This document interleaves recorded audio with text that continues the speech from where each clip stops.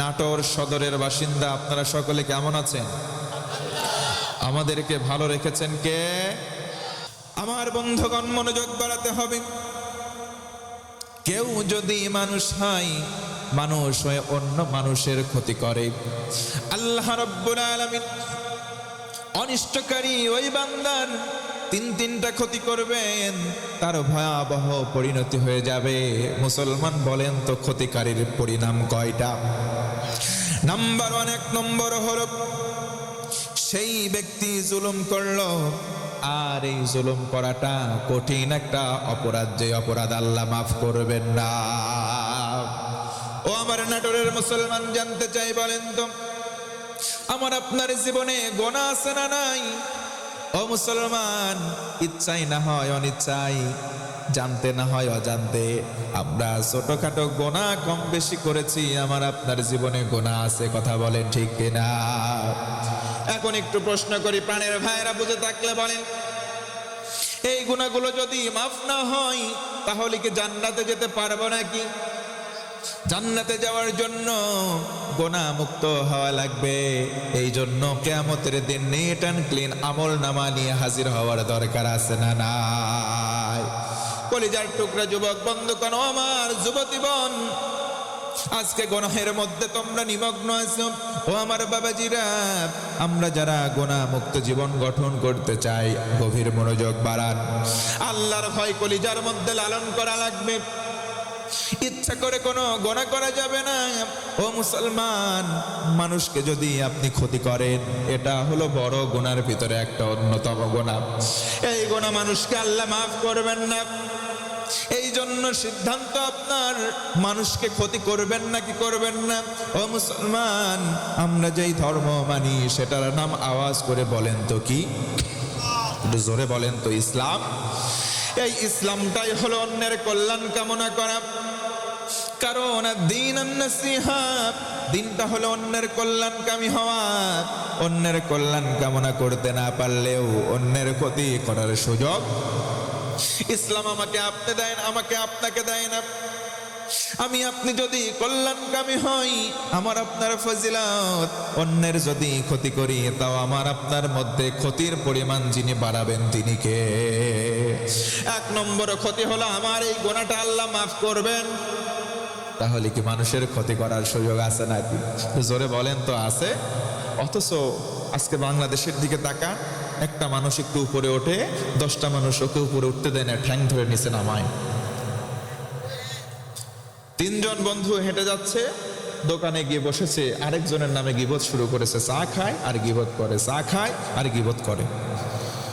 এবার 3 জন বন্ধুর একজন উঠে ওখান থেকে বাসায় গেছে, আর 2 জন বন্ধু এবার উঠে যাওয়া বন্ধুর নামে গীবত করে।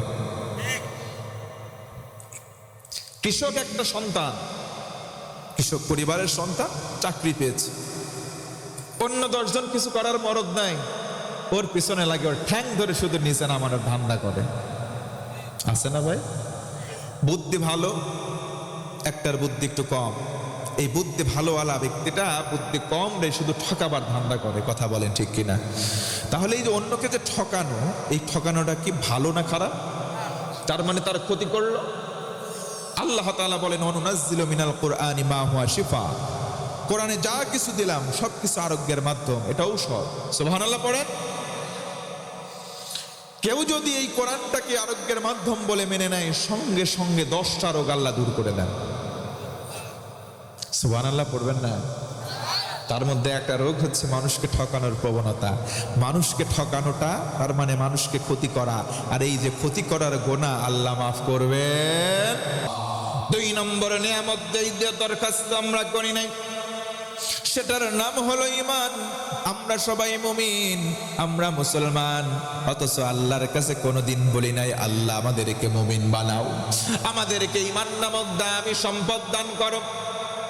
ও মুসলমান, আমরা বলি নাই, কিন্তু আমার আল্লাহ আমাদেরকে এতটা মহাব্বত করেছেন, আমাদেরকে এতটা ভালোবেসেছেন, আমাদেরকে ঈমান নামক দৌলত দান করেছেন। পড়ি সুবহানাল্লাহ। আল্লাহ রাব্বুল আলামিন বলেন, আল্লাহু ওয়ালিয়ুল্লাযীনা আমানু ইউখরিজুহুম মিনাল মিনাল যুলুমাতি ইলান নূর।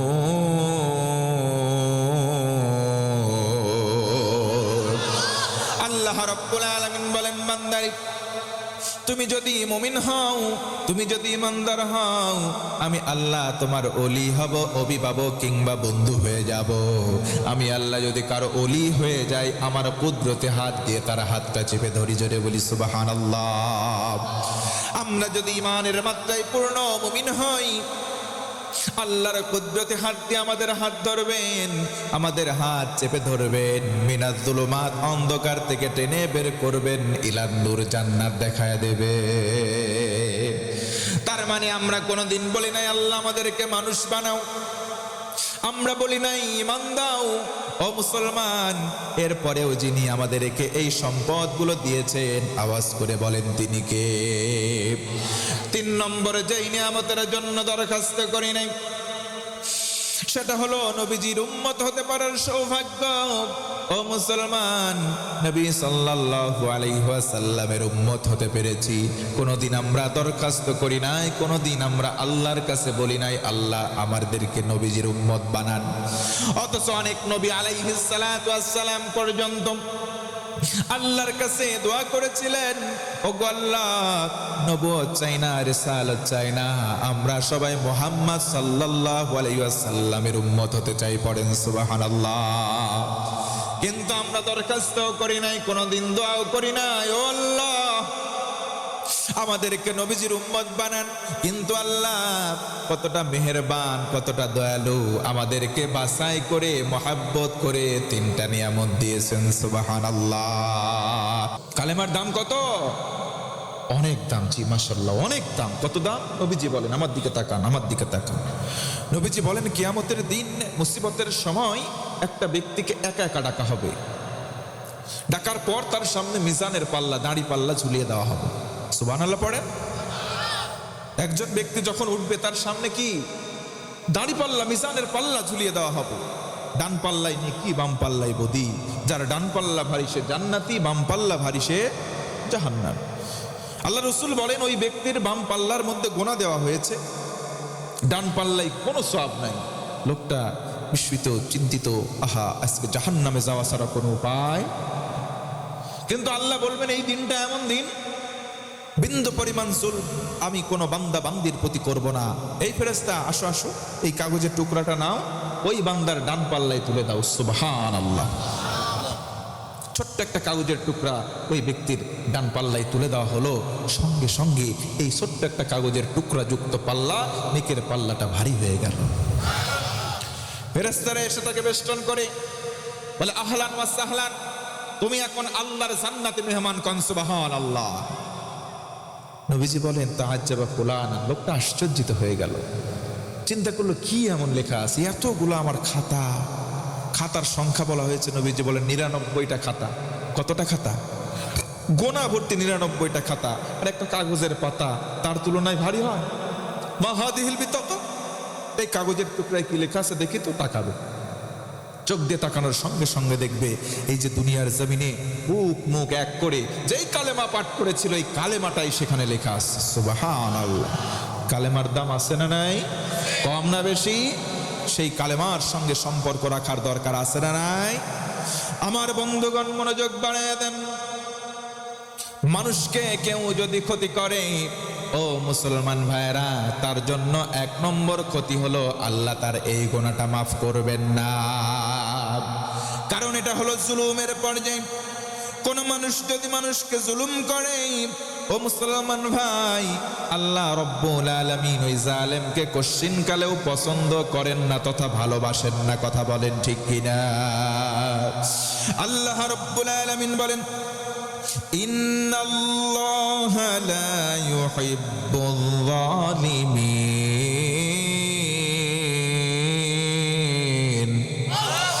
আল্লাহ রব্বুল আলামিন বলেন, ও গোলাম, নিশ্চয়ই আমি আল্লাহ জালেম সম্প্রদায়কে ভালোবাসছি না, ভবিষ্যতেও কোনো সময় ভালোবাসবো। অতএব অন্য মানুষকে অন্যায়ভাবে জুলুম করা যাবে? অন্যকে কষ্ট দেওয়া যাবে না। যদি এই কষ্ট দেন, আল্লাহ ভিন্ন আয়াতে সুন্দর করে জানায়া দিলেন, ওয়া মাইয়াযলিম মিনকুম নুযিকহু আযাবান কাবীরা। আল্লাহ রাব্বুল আলামিন বলেন, ও গোলাম, তোমাদের মধ্যে যে জুলুম করবে আমি তাকে যেই শাস্তি দেব সেই শাস্তি ছোটখাটো নয়, সেটা হলো মহা শাস্তি। জোরে কন্যা আউযুবিল্লাহ।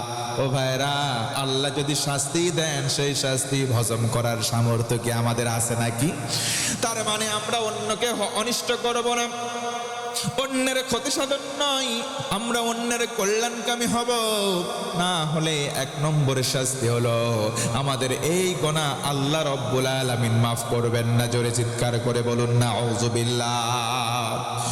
দুই নম্বর ক্ষতি হলো দুনিয়াতে যদি আমরা অন্যকে কষ্ট দেই, আমার আল্লাহ দুনিয়াতে আমাদের জীবনের সার্বিক শান্তি হারাম করে দিবেন। তার মানে আপনি অন্যকে কষ্টে রাখবেন, আল্লাহ রাব্বুল আলামিন আপনাকেও শান্তি দেবে না। আপনি অন্যকে কষ্ট দেবেন, আপনাকেও আল্লাহ শান্তিতে রাখবেন। অন্যকে কষ্ট দেওয়া যায়, কিন্তু মুসলমান দেখবেন আপনিও শান্তিতে থাকবেন না। দেখবেন যারা সমাজের ভিতরে বড় বড় চাকরি করে, মানুষের থেকে জোর করে ঘুষ খায়, এমন ঘুষখোর মানুষ আছে না নাই? জোরে বলেন আছে না নাই?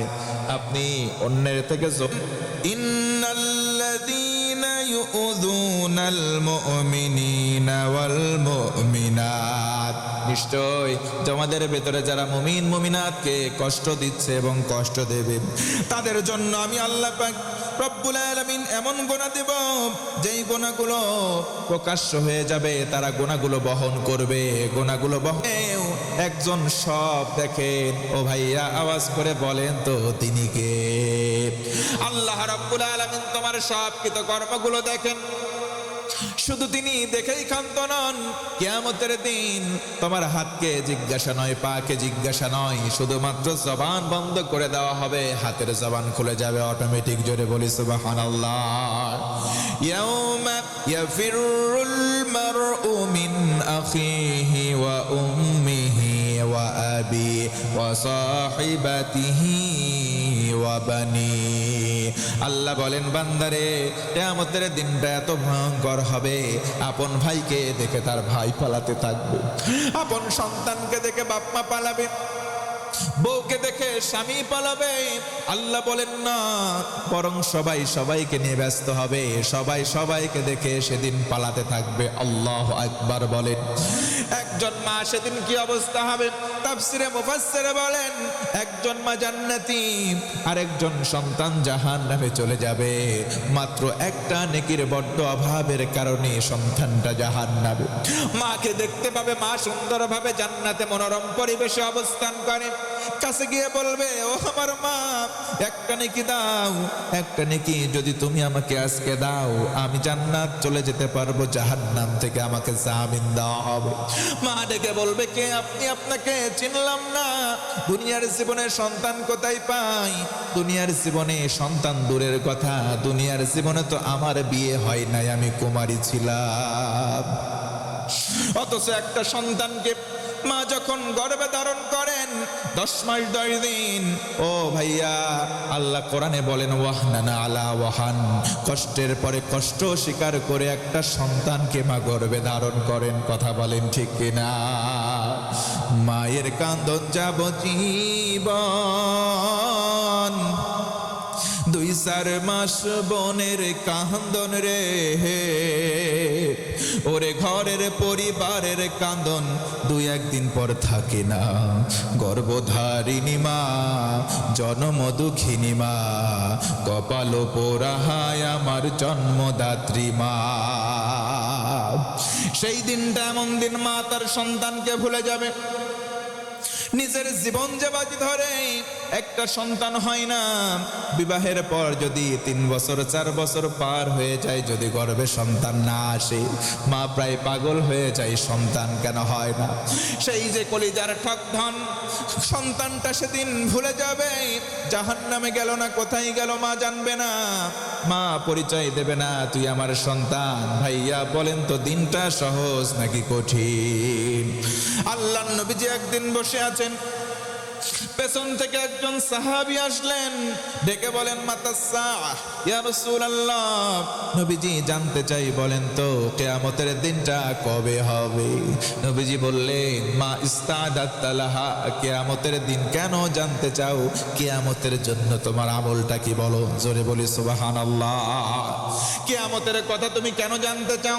আগে বলো কিয়ামতের জন্য তোমার আমল কেমন, তোমার প্রস্তুতি কেমন?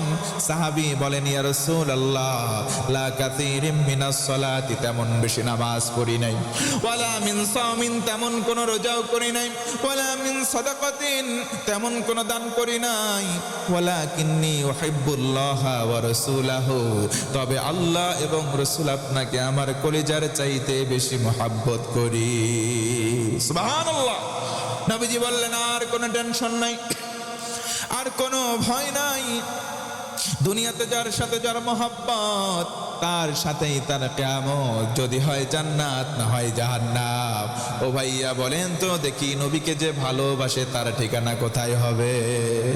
জান্নাতে হবে, কোনো সন্দেহ? তাহলে কিয়ামতের আগে আমাদের আমলগুলো শোধন করে আল্লাহ আল্লাহ রসুলকে মহব্বত করা, ভালোবাসার দরকার আছে না নাই?